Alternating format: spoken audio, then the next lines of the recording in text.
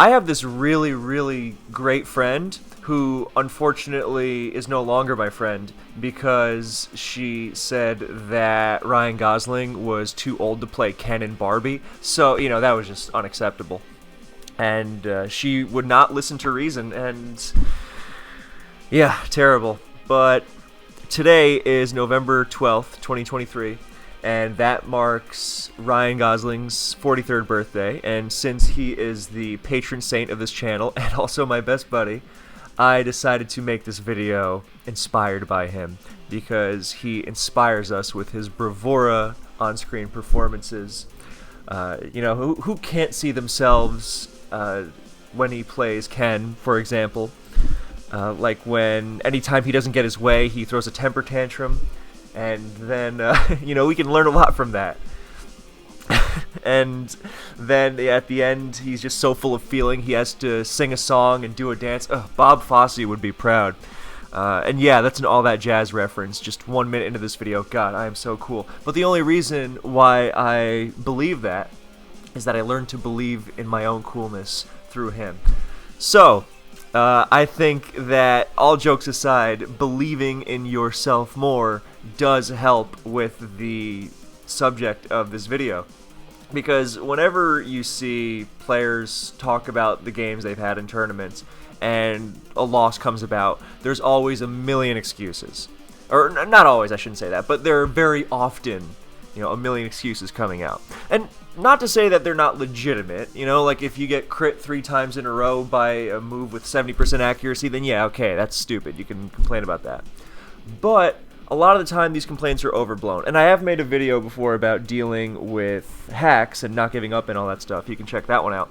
But this one is about matchup.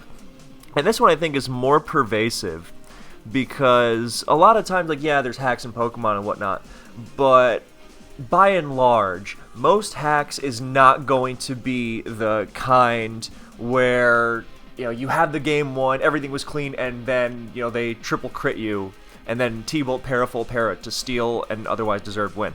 It's usually not that. So, in lieu of saying, oh, well, I got robbed by such and such hacks, then you will very commonly say, oh, I had a bad matchup. There wasn't much I could do, bad matchup. And the best players obviously, don't make these complaints as much. Not that, bad matchups don't exist. But we're not even going to talk about, bringing good teams so you have bad matchups less.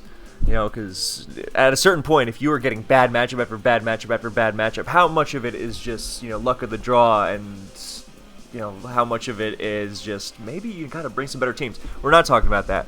I have compiled 2 games today, one with team preview and one without, and both of them see some of the best players ever overcoming bad matchups in battle. So we're not going to deep dive the battles themselves, like, oh, this team was chosen because of their opponent's tendencies. Nothing like that. Because I really just want to give an example of how these matchups that we're going to look at, I have seen these types of matchups play out so many times, and usually they are not won by the player who has the worst matchup, and the excuses will just come streaming out afterwards. Oh, well, you saw that matchup, what was I supposed to do? Now, again, this does not mean that every time you have a bad matchup, then you can overcome it by just playing well. There's a limit to this, of course.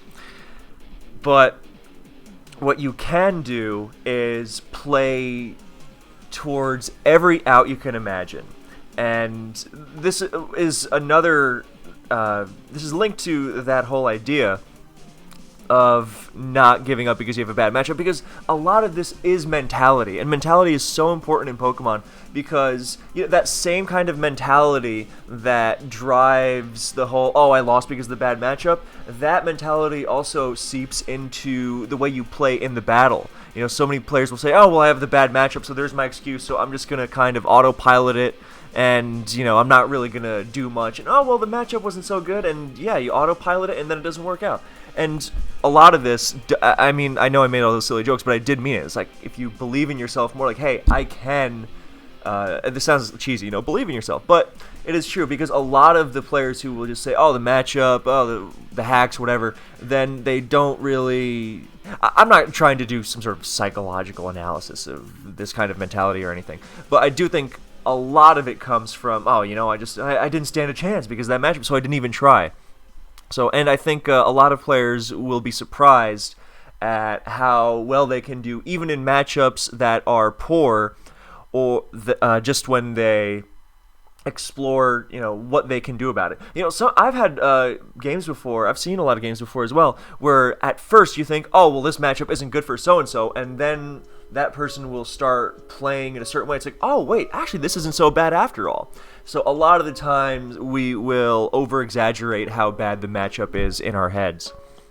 And that, not to say that there aren't certain cases, of course, but a lot of time, once damage starts being spread, then it's not as easy to pin down to team style A beats team style B. I think it's also related a little to a mentality I don't really care for, which is where someone will say, oh, well, team style A beats team style B, which beats team style C, which beats team style A, and, part of being good in the game is, picking the right team to bring the right opponent. Not that that's not an important element of the game, but I started noticing this a lot around like Gen 5, Gen 6, where a lot of players became more paper Pokemon types, where the actual possibilities of what could be done in game were not really thought of or considered, I should say, by them, and instead they would just look at the matchups and how they should play out, if everything goes perfectly. But again, once the game gets underway and damage starts being taken, then new opportunities arise every turn. Now, not to say that there aren't going to be games where, yeah, okay, well, X player knows what to do to hold this matchup down and not let it get away from them. Okay, sure. But those cases are, quite rare in comparison to the games where you can make things happen just by really taking into consideration your moves. So, this first game, if you have seen it, you probably know it for the fact that Brofist misses all 8 Focus Blasts he attempts. What are these new... I haven't tried the new Showdown Replay Viewer. What are these new settings? I'm trying to not be too much of an old man screaming at technology. But, yeah, the sound should be off. Goodness. And...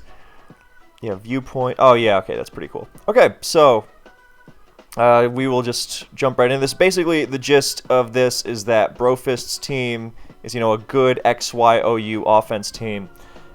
And it will match up well against, like, most styles, but, like, hard stall, it doesn't do so well against. Like, he even gets his Latias burn on the first turn of the game. Pivots in Breloom. Okay, Breloom's not really doing much to Mega Venusaur. Okay, so Landorus comes in. And he's going to scare it out with Psychic, and he gets the rocks up. So, in a nutshell, Brofist's entire team is walled by something on Ryza's team quite efficiently at that. There's not really... and pretty much his only wall-breaking tool is doubling with Stealth... oh, well, missing Focus Blast there. Yeah, Landorus is pretty scary there, and there. I forgot about how immediate and horrible it was.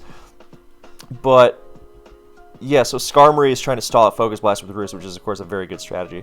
But yeah, his entire strategy is pretty much doubling with Stealth Rock over and over. He gets a big Psychic off on that Mega Venusaur trying to get the Mega off. But it's literally just, look, now the Mega Venusaur is switching out, so now Keldeo comes in. But Suicune comes in, so, the answers are not easy. It's not like, if we take a Gen 2 example, where you can say, oh, there's Zapdos and Snorlax versus Skarmory and the special wall, Raikou, and so I'm literally just going to double between Zapdos and Snorlax, back and forth, back and forth, back and forth, and it's as simple as that. It's not that easy or simplified. Like, Brofist has a bunch of different opportunities he can go for, like wasting Mega Venusaur's Syntheses, which he's already burned 2 of in the first 16 turns, very nicely done, but nothing concrete, and, it can very quickly go back. Like, look, that Spore, that... he has to be so precise on every turn You know, because a lot of the time, it's not about, oh, well, the matchup's bad. It's about, okay, I can do something about this matchup, but it really requires you to be on top of your game throughout. And the margin of error is so much smaller for Brofist. I think that's what really the difficult part is, because, you know, all it takes is Brofist slipping up 1 or 2 turns, which is naturally going to happen over the course of a longer game, which this is going to be. And, you know, Reiza's suddenly back in a really good position. I mean, he's already burned those 3 syntheses, but he could have gotten even more out of it. So here comes Keldeo on Heatran. And I mean, there's a development later on where, like, you know, Scissor's not threatening to this team. Are you serious? With Skarm, Quagsire, you know, Heatran, Suicune? Mega Scissor's not going to do anything, but slight spoilers, I guess, but that's not really the point of this. Over the course of the game, oh, well, there's a big one.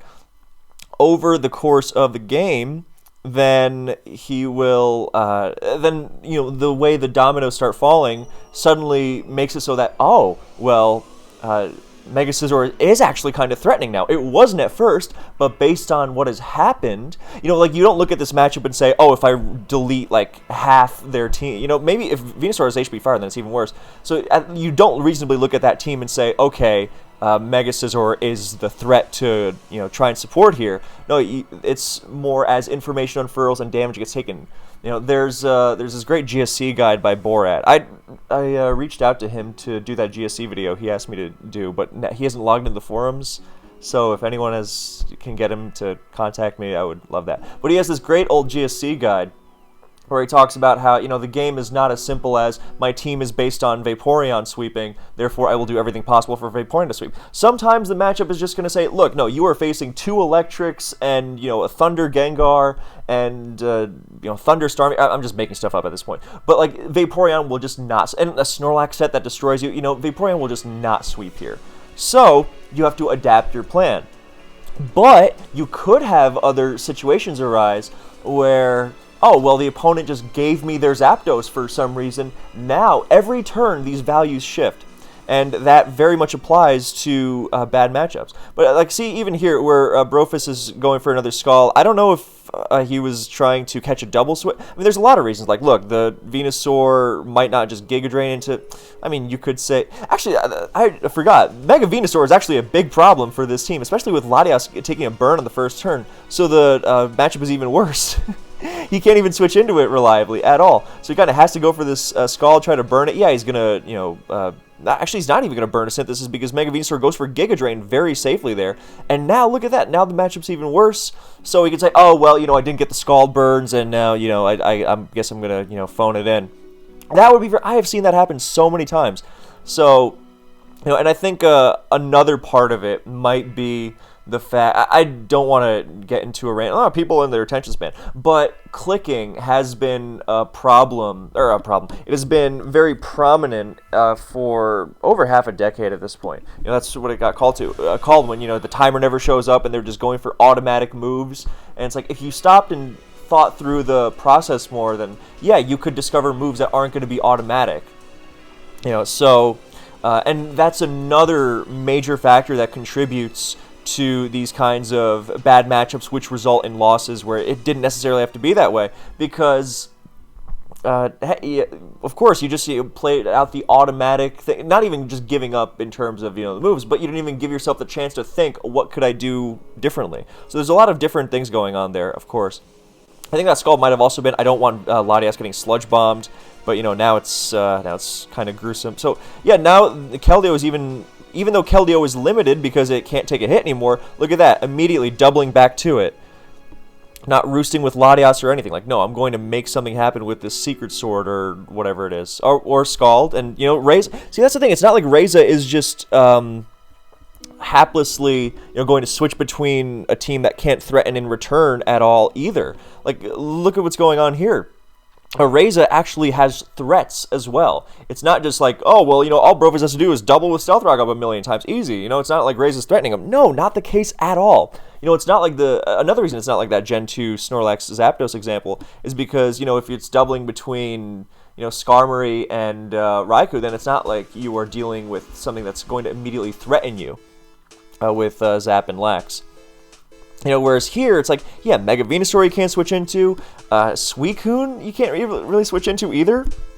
you know, Breloom gets burned. Latia's already burned. Thundurus, Keldio's low on health. And there's also the fact that even as you're doubling those million turns in a row with Stealth Rock up, in theory, then there's always going to be that point where you say, okay, my opponent is aware of what I'm doing. At some point, they are going to try and catch me doing what I'm doing. And that they only need to get me once, you know, in order to reset all the progress I've been trying to make. That reminds, I still got to make that progress in Pokemon video, because that is very, very related to this. But soon. So, the point here being that, you know, that Scald trying to catch a double or something, or Sludge Bomb, you know, that's important because it's not just, oh, I gotta get that burn. It's, oh, I know that Ryza is trying to, you know, find his footing against what I'm doing. And once he does, then it'll be a lot harder because I need pretty much ceaseless momentum to win this. That's another thing you really have to consider. So in comes Thundurus, no burn. Immediate doubling back to the 24% Keldeo, you know, not letting up at all. And look at that, Venusaur. So it didn't actually wind up working out. So in comes Scizor, trying to draw HP Fires for Lando to come into that. Oh my god, I remember that. Cool. And, oh, so does that thing not have HP Fire? Oh, Skarmory, so this works. And another Focus Blast miss, which should have just destroyed that thing, which is so dumb. Yeah, so look, all I'm saying is if Brofus can navigate this matchup with, you know, instant Scald Burn into 8 out of 8 Focus Blasts missing, then, yeah. So, you get the basic idea. There's a Roost. We are going to try and make it a little quicker, because it's a long one. Yeah, look, he's just getting the rocks up over and over into Breloom now. And look, another double to Lando, just wearing this down, rock switch by rock switch. But, you know, at the same... oh, my God.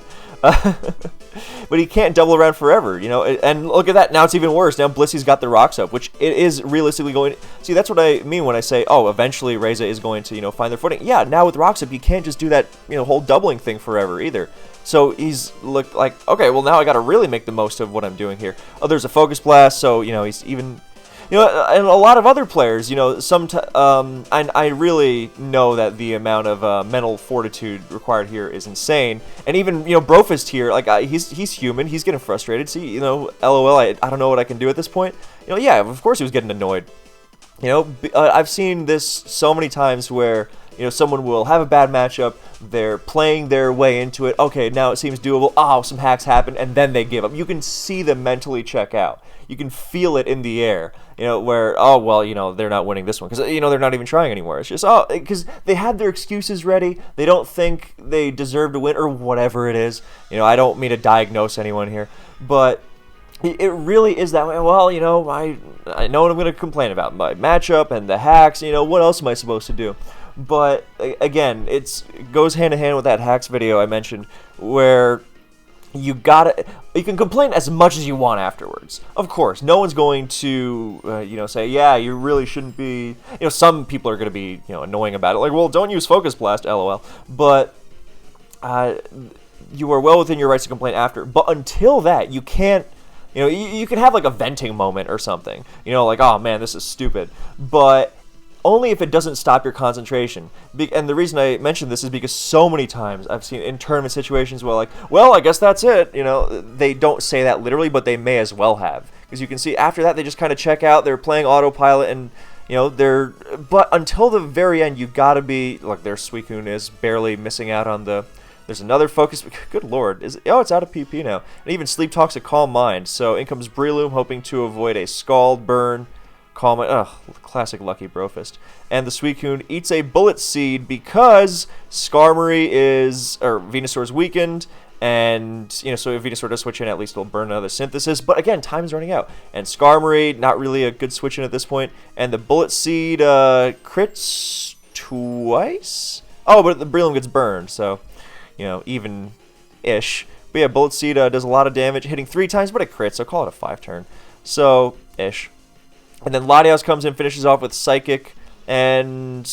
I mean, there's another thing. You could say, oh, well, why didn't Ryza preserve Suicune and go to Heatran? I'd say, you know what, I agree, sure. But again, your opponent is also not always going to play perfectly. Now, yes, this does become harder if your opponent is, you know, playing out of their minds. But sometimes they're not going to. So you don't count on them making that kind of, misplay, if you want to call it that.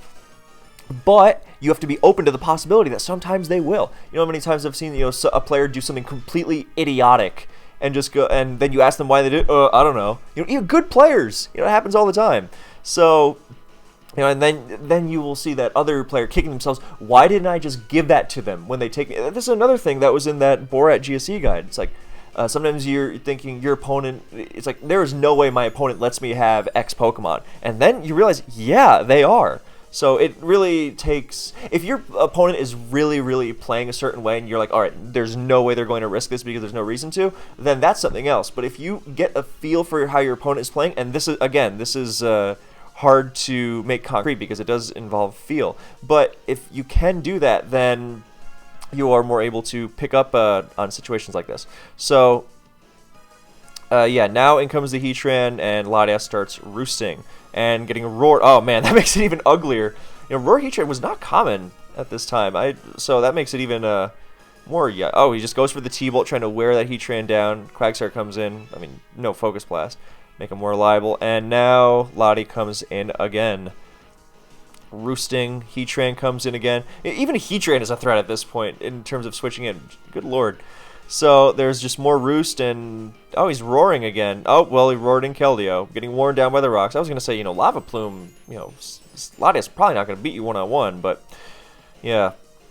Also, and there's Keldeo, and down goes Quagsire. See, he's with Suicune down. I mean, not that Suicune was going to check the Keldeo, but it's one less sacrifice there. Whereas, Venusaur can't switch in, at 48 after rocks to 2 Specs Hydros. So that you see how on the surface, this matchup is it's just totally unbreakable, Rise as a wall for everything, and over the course of the game, then suddenly Breloom became threatening despite the presence of Venusaur, and now Keldeo is threatening as a result because Suicune was forced to take that hit. All that. So, yeah. I'm trying to stop myself from repeating myself. In comes Heatran, getting Psyshocked, getting worn down. Another roar, and comes Lando, and double the Keldeo on the Blissey because it's out of Focus Blasts. What a move. And he only has a couple turns left. I don't even remember if this Latias has a Healing Wish or not. This is before Healing Wish was the norm. Just used it for its bulk. Yeah, it's Sludge Bombing the Lottie. I mean, that bulk is coming in really handy here. Latios would not be nearly as comfortable taking these Sludge Bombs. And now look, is this Venusaur really going to stay in and get Psyshot? Oh, I guess it is. So now, Venusaur or Heatran or Blissey coming in, and that's why Brofist kept roosting. It's like, no way is Ryza letting me have this. But I guess that's the case. So now Lando comes in, and Psychic, and Blissey doesn't even come in. So yeah, could have been another sack. Could have. But now Thundurus gets sacked. And just sacrifice. Oh, missing more Focus Blast just for fun. T-Wave to really... there's number 8. And now in comes Scizor to SD, because if Heatran comes in and loses lefties... Look at that! Scizor is now a threat. I mean, with Lando, it's not quite the same, but... There's Blissey, but again, Brofist has to be very precise because, you double the Keldeo, and the Skarmory stays in and whirlwinds, and, there goes your Keldeo. And Keldeo is a KO the next time it comes in. So, there's Earth Power. Oh, sorry, it got a Seismic Toss there. Yeah, so that's actually even more limited. Now Lando only has one more switch in left. Now in comes Scizor, but the thing is, switching into knockoff can be ugly. Since this, look, he nails the knockoff there. That was a great move because either Blissey gets smacked or Heatran obviously dies, and Skarmory even getting pressure put on it, half health after rocks. So you can be a lot safer there. So that was a great move. And now knocking off, and yeah, being careful of counter, I remember was going on here. But it's not doing enough damage for counter to threaten. And look at that. Keldeo gets whirlwinded in. And Secret Sword and on the Blissey, and now it's just last Pokemon Scizor going to win. Yeah, so would you look at that? Lando even psychicking this thing. So after all that, all I'm saying is that if Brofist can do this, most players will not have an excuse. So, knockoff, and it's revealed Brave Bird last, so you don't even have to worry about counter. And yeah, so, and then the second game, I'll also be quick, but I remember earlier how I understand in newer generations, and then, there's more power creep and things are, tougher to take into account, on average, especially with there's so much variety. To my understanding, Gen 9 has it particularly bad, not just because there's new strong Pokemon, but because everything is so min-maxed. Like, for the base stat totals, they're kind of the same, but, the stats that matter are higher. Like, I forget what Paradox Pokemon this applies to generally. But, whereas before, Hydreigon's base stat total is kind of, evened out by it having a good attack stat, so you can't just pump all of it into speed and special attack. Then nowadays, that kind of thing would be like, oh, well, it's not going to use physical attack, so we're just going to give it a physical attack stat of nothing. And so I understand in that kind of context, then yes, it can be a lot tougher to deal with. The matchup. But again, take this into account. But the reason I mentioned that whole Team A beats Team B, beats Team C, or I guess I should say team style, I've seen that come into earlier generations where I don't think, I can speak with more authority anyway, that I don't think it is nearly as rock, paper, scissors, because the entire appeal of these generations, at least for me, is that if you have a good team, you can play the game because there's lower power, there's less Pokemon, and thus you can more reasonably cover what you're going to be facing. Yes, there's obviously going to be advantages and disadvantages, and all kinds of with teams, no matter what metagame you're playing, no matter how good the team is, of course. But I'm saying it shouldn't be as extreme, and I really don't like seeing people limit themselves. When they say, oh, well, Team Style A beats Team Style B, so that stops Team Style B from being very good. I think that's nonsense. And yes, obviously, and to not reiterate that point about advantages, but the reason I'm bringing up this game is because Asta here is running a one of his Skarm classics. He was very known for just making everything work with Skarmory, no matter what the matchup was. And Ojama is running Magneton Claydol. And Magneton Claydol, 99% of those teams I really don't like because they take the game out of your own hands and they just kind of hope that they face a Skarm team and will try to win pretty much on matchup. I think there's very little, in-battle skill there. Not none, obviously, but I think it's very... And then you pretty much pray you don't face something like Heracross. So I think it's generally a team style I don't like because you are raising the matchup factor. Either you win very well or you get bowled over, very badly. If you face a more offensive style of team, as opposed to a team style that covers things not so well in the sense that you automatically win such and such matchup if you get it, but in that you can play around more matchups more. It's really, having faith in yourself to play the game. And this is a recurring theme in a lot of my videos. I kind of apologize, but I don't really. And, when you go for that higher matchup pick, you're basically saying, I need the matchup to carry me, to win the game. And I'm not going... So... Yeah, but even if you do get faced with such a, worse matchup, it is very possible because, people say, oh, don't use Skarm too much because you're going to get, magged, or Magdoll, I should say. And this is an amazing example of how this can be. Look at a double early on to Tyranitar, getting Sand going. Yeah, it's not going to stand against that Metagross, but it prevents, oh, wow, that was, whoa, that was fast. Okay, so... T-Tar comes in on the zap to, kick up Sand and prevent any silly, sub on... I don't know. I'm not sure, but you know what? I'm not going to deep dive it at this point because it is... No, I kind of want... I think it might have just been, let's get up Sand so this thing becomes less annoying, which is also very feasible. But the reason I also wanted to bring up this game is because it's non-team preview, and... a big part of non-team preview gens is figuring out what you're playing before you really see all of it, because sometimes you might, by the time you fully realize you have a bad matchup, you might have already, fallen a little too far behind, and so a big part of the skill there is figuring out, okay, do I have a bad matchup here or not? So here we see some good maneuvering, like even that, Zapdos, or sorry, Skarmory was the most obvious switch ever into that Metagross that was scaring out the T-Tar, but Asta goes to Swampert instead. Even though Zapdos generally means it makes Magneton less likely, it's just in case. And it's like, oh, look at that. Now I know there's a Mag, and now that makes it likelier that there is a Claydol as well. So now Asta uses one of his nastiest weapons that he invented, Sing Blissey.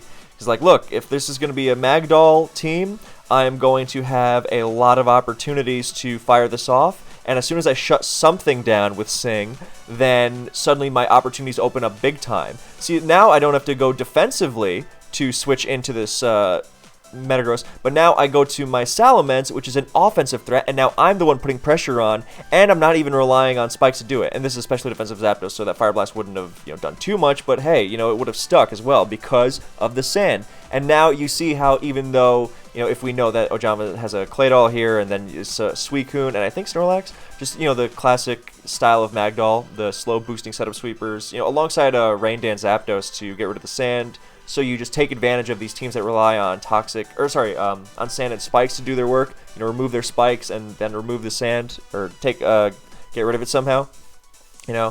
And if you just kind of play on autopilot, you might get caught off guard. And instead, then Asta is playing out in front to not get caught off guard by that. You see my point here. So the Mag is going to KO the it's going to bring the Scarm down, gets a layer, and Whirlwinds out to Metagross. Now in comes Swampert, no reason to risk the Scarm. And there's a Protect just to see what's going on, if that Metagross has any funny ideas or not. There's Toxic, back to Metagross on Blissey, nicely done. Back to Swampert, long sleep here. And now a double to Gengar on, assuming, that was a nice variation on that Protect earlier. Because if Zapdos comes in, no harm, no foul, and if Metagross tries to go for a Boom, expecting there not to be a Protect, you see how Asta is not just, playing around the matchup, he's switching up his moves so that Ojama doesn't know what's coming. It's not like Asta's like, well, Swampert should always switch into Metagross. Therefore, I will always, do this and that. No, he's mixing it up. And this gives him opportunities to bring the game back in his favor, to make him be the one who's putting the pressure on.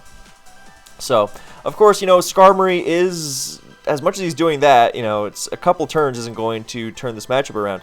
He does have a weakened Skarmory, with Mag, and, Claydol does Psychic its way through Gengar, so he's gotta watch out for that. Now, is he going to Wisp the Metagross? He is going to Wisp, and Ojama wants to run away from it. That's a great move, because, look, Metagross gets burned, and suddenly Blissey is really, really happy. So, even T-Tar. So that was a very, very nice trade-off. And the fact he recognized to do that, even though he has Gengar and, potential Spike. So, there's the Claydol. And now Blissey goes for the Sing again and shuts the Claydol down. So, we don't know what move Ojama went for there, whether it was Spin or Psychic or whatever. And now in comes Tyranitar going for Crunch, another longer sleep. And look at that. I mean, the idea here is that even if Blissey doesn't land that perfect sleep, then Claydol does get the spike off, or does get the spin off, I'm sorry, then Skarmory will still be able to double into Metagross later on and get that spike. And all you need is that one spike for all this to work.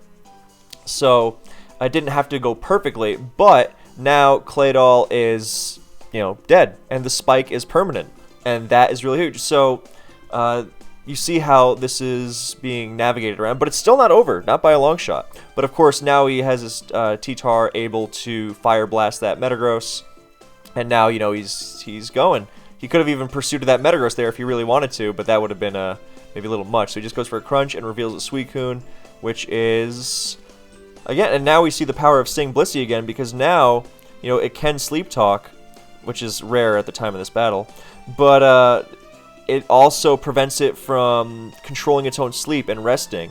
So, the possibility is there, and so it can be phased out by Skarmory, for example. And now Skarmory becomes more disposable, now that the spike isn't going anywhere. So going for Gengar, T-Bolt, see if it runs from a potential Boom or Destiny Bond or something. But no, just Blissey, and now Swampert going in, and it's going to get that Roar off. And that's, see how, like, Suicune is still a threat, even with this, even without the whole Magdoll thing working out perfectly. But here he's got his way of working around it. Also, this is why Roar Swampert is, it's weird to think of it as underrated, but it really is. But it does amazing things like this that other Swampert sets would not really. I mean, Curse theoretically could, but Roar makes you do amazing. I have this video called Underrated Applications of Phasing Moves, and one of my favorites that I see very rarely is when you have a Pokemon walled by a something with a phasing move. Like, let's say Skarmory would switch into Swampert all day long. Sure, and you're not going to be breaking through Skarmory with that Swampert, but you can Roar and drag out other stuff. Like, you can drag out Dugtrio and get spikes on it, or a T-Tar. You know, so I think Roar is really good. So this is a case of good team building, helping you get. Good team building helps give you tools for playing around these bad matchups. It's not a matter of, oh, well, I accept that I lose to matchup A or B. No, it's, I accept that against this matchup, I will have to play around it, but I need to give myself the tools to play around it. So, you know, this is another case of build your teams conscientiously. And, you know, if you copy-paste a team and autopilot a bad matchup, then, you know, my sympathy is more less limited, I should say. And there's a T-Tar getting lefties, pursuing the Zapdos, getting a lucky crit. But, look, it's all about the, all about this playing around the Suicune. Look, he even gets the Skarmory in on the Suicune rest. You can get another layer of spikes, that could be big, or he just goes right for the any Whirlwinds and Mag. So, it doesn't quite work out, but that also means the Salamence is in now against the weakened Zapdos, so it's all about Mence doing its thing, you know, not risking, or making Suicune burn a lot of rest. Look, getting Swampert in on the rest again, that's also big. And yeah, now Zapdos comes in, surfs. But again, you know, once the Suicune becomes the last Pokemon, it can be a problem. So he is playing a really, really you know, a game that requires a lot of precision here. Because as much as he's done to navigate the matchup, look, Suicune is still going to be a problem once it can't be phased out anymore. Not to mention that he's running out of time getting phased because the Swampert got toxic. And, you know, there's Snorlax doing the exact same thing. Now that oh, and there goes Swampert even more. I think it dies to toxic this turn? No, not quite. But it gets one more Roar off. Oh, it goes for a Torrent Surf.